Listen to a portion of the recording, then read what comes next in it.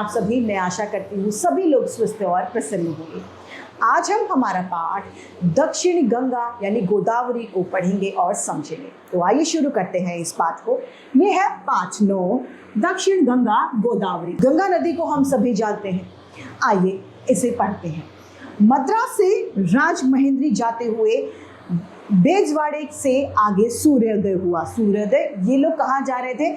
मद्रास से राजमहेंद्री जा रहे थे और उस समय क्या हुआ, एक जगह आई, वहां पर सूर्योदय हुआ, यानी सुबह सवेरा हो गया। बरसात के दिन थे, इसलिए पूछना ही क्या, जहां तहां विविध छाटावली हरियाली फैल रही। पूर्व की तरह एक नहर रेल की सड़क के किनारे किनारे बह रही थी, पर किनारा ऊंचा होने के कारण पानी हमें कभी कभी ही दिखाई पड़ता। सिर्फ तितली की तरह अपने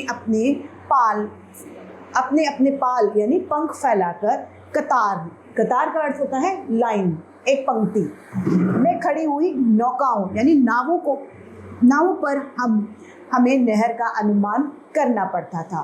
बीच बीच में छोटे छोटे से तालाब भी मिलते, इनमें रंग बिरंगे बादलों वाले आसमान नहाने के लिए उतरता हुआ दिखाई पड़ता और इसमें पानी की गहराई कोवूर स्टेशन आ गया। मन में वह उमंग भरी थी कि अब वहां से गोदावरी मैया के दर्शन भी होने लगेंगे। पुल पर से गुजरे, जब इसमें से हम लोग जा रहे थे तो दाएं देखा या बाएं, हम इसी उधेड़ बुन यानी इसी उलझन में थे।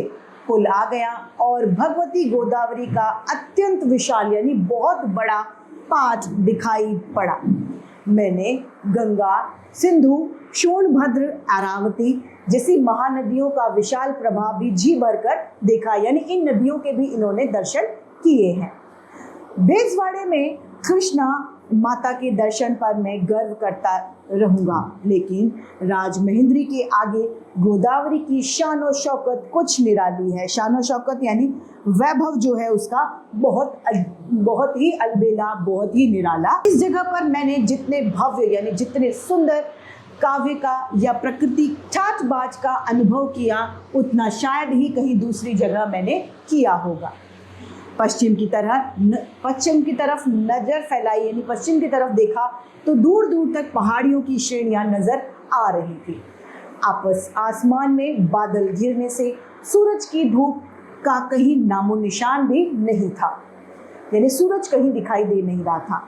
बादलों का रंग सांवला होने के कारण गोदावरी की धूली धूसरित मचमैले जल की छाई और भी गहरी हो रही थी, यानी बादल छाए हुए थे, बारिश का समय था और उसी वजह से गोदावरी की जो मिट्टी थी वो भी मचमैली रंग की नजर आ रही थी। ऊपर की ओर नीचे की झाई के कारण इस सारे दृश्य का वैदिक प्रभात की शीतल यानी ठंडी और स्निग्ध सुंदरता छाई हुई और पहाड़ी पर कुछ उतरे हुए धोले धोले बादल तो बिल्कुल ऋषि मुनियों जैसे लगते थे। इस सारे दृश्य का वर्णन कैसे किया जा सकता है? यह इतना सारा पानी कहाँ से आता? पत्तियों में से विजय सहित पार हुआ। राष्ट्र जिस तरह वैभव की नई नई छटाएं दिखलाता है और चारों तरफ अपनी समृद्धि यानी अपनी उन्नति फैलाता जाता है, उसी तरह गोदावरी का अखंड यानी बिना खंड हुआ प्रवाह पहाड़ों में से निकलकर अपने गौरव को साथ में लिए हुए दिखाई पड़ता है। छोटे बड़े जहाज तो नदी के बच्चे हैं, जो माता के स्वभाव से परिचित होने के कारण उनकी गोद में मनमाना नाच खेलते, उछलते कूदते हैं। उन्हें इससे रोकने वाला कौन है? लेकिन बच्चों की उपमा तो इन नावों की अपेक्षा प्रभाव में जहां तहां पड़ते हुए भंवरों को देनी ही चाहिए। कुछ देर दिख पड़े, थोड़ी ही देर में भयानक तूफान का स्वांग रचा। भयानक तूफान आ गया और एक ही पल में खिलखिलाकर हंस पड़े।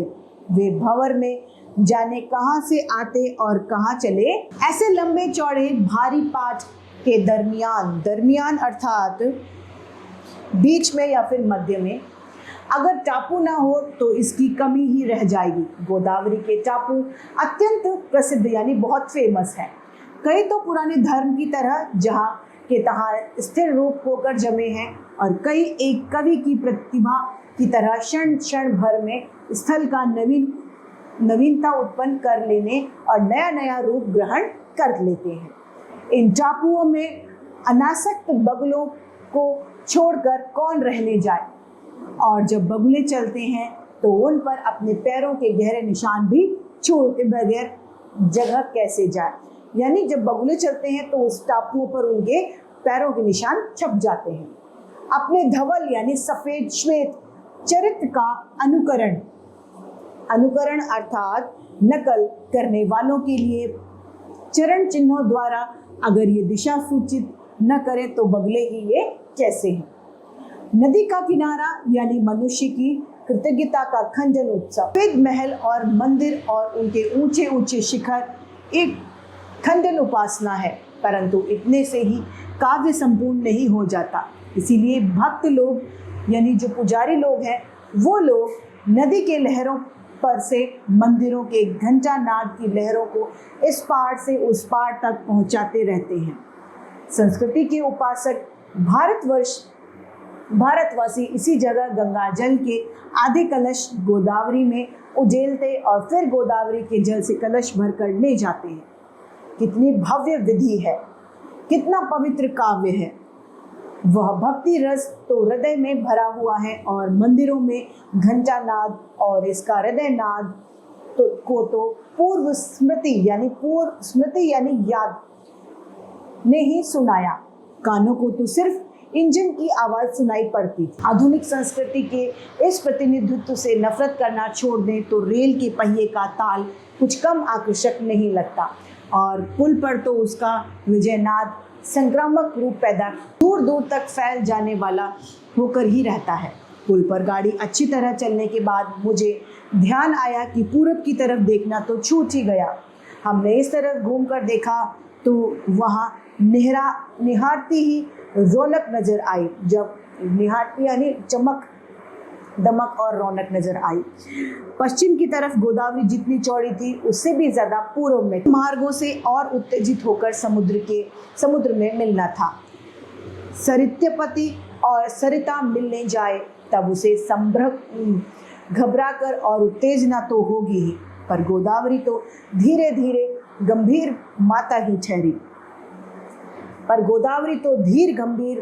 ही ठहरी। उसका संभ्रम भी उदात्त रूप में ही प्रकट हो सकता था। इस ओर के टापू कुछ और किस्म के थे, यानी वहां से अलग थे। उसमें वनश्री की शोभा पूरी खिल रही थी। ब्राह्मणों या किसानों के झोंपड़े इस ओर दिखाई नहीं पड़ते थे। अगर बहते हुए पानी के हमले के सामने टक्कर लेते इन दो टापुओं में किसी की ऊंची महल बनाए तो वे दूर से ही दिखाई पड़ते। कुदरत ने तो सिर्फ ऊंचे ऊंचे पेड़ों की विजय पताकाएं खड़ी कर रखी थी, यानी यहाँ पर दूर दूर तक ऊंचे ऊंचे पेड़ लहलहा रहे थे। बाई और राज महेंद्री और मान रहा था। ऐसे दुर्लभ अर्थात ऐसे निराला दृश्य जो दूर बहुत मुश्किल से देखने को मिलता है। दर्शन से तृप्त होने से पहले ही दाहिनी ओर नदी के किनारे से सटकर मस्ती और अल्हड़पन के साथ बहते हुए कांस की सफेद कलगियों का स्थावर यानी स्थिर प्रवाह दूर दूर तक दिख जाता हुआ नजर आ रहा था। नदी के पानी में उन्माद था, उसमें लहरें नहीं थी।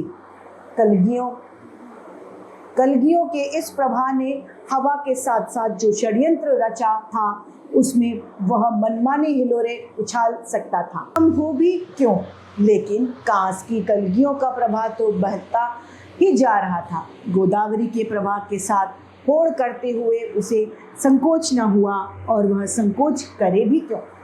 गोदावरी माता के विशाल तट पर इसने क्या कम स्तन्यपान किया था। माता गोदावरी राम लक्ष्मण और सीता से लेकर बूढ़े जटायु तक सबको तूने ही स्तनपान कराया था। तेरे तट पर शूरवीर भी पैदा हुए और बड़े बड़े तत्वज्ञानी भी, साधु संत भी जन्मे, धुरंधर राजनीतिज्ञ भी और ईश्वर भक्ति भी। ये सब कहाँ? गोदावरी नदी के तट पर। चारों वर्णों की तू माता है, साधनी देवी है। नई नई आशाओं को लेकर मैं तेरे दर्शन के लिए आया हूँ।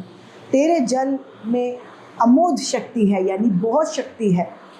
तेरे पानी की एक बूंद का सेवन भी व्यर्थ नहीं जाता। इस पाठ के रचयिता है काका कालेलकर। तो इसी के साथ ये पाठ समाप्त होता है और उम्मीद करती हूँ सभी को ये समझ में आया होगा। आज के लिए इतना ही, फिर मिलेंगे। धन्यवाद।